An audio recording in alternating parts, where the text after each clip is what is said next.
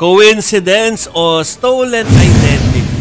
Yan po ang tanong ni Senator Risa Ontiveros matapos ipakita sa pagdinig sa Senado ang NBI clearance ng isang Alice Leal Guo. Pero iba po ang itsura nitong ibang-iba. Tingnan niyo po, ha? Magkaiba talaga, Pareho po ang birthday, birthplace at spelling ng pangalan nito kay suspended Bamban Tarlac Mayor Alice Guo. Pero ibang-iba po yung mukha, ha? Paliwanag ng NBI, lumalabas daw na parehas pumunta ang dalawang Alice Guo sa tanggapan ng NBI at parehas na bigyan ng NBI clearance. Ipapaharap na raw ng NBI ang isang Alice Leal Guo.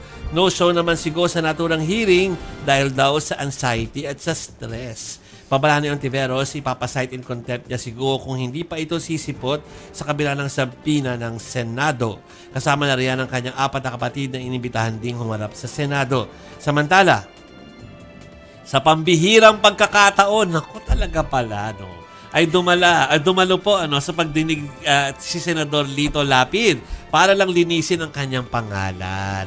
May purpose pala ang pagdalo niya. Usually kasi tahimik lang itong si hindi siya nagsasalita. Ang gate po niya, hindi siya ang may-ari ng lupang kinakatirikan o kinatatayuan ng illegal na pogo sa Porac, Pampanga.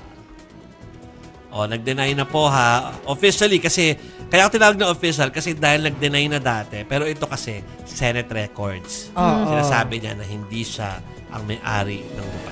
Kasi ang ang mga hearing sa Senate, kahit na sabihin mong in aid of legislation, pwedeng gamitin yung mga napag-usapan dito sa kaso sa korte.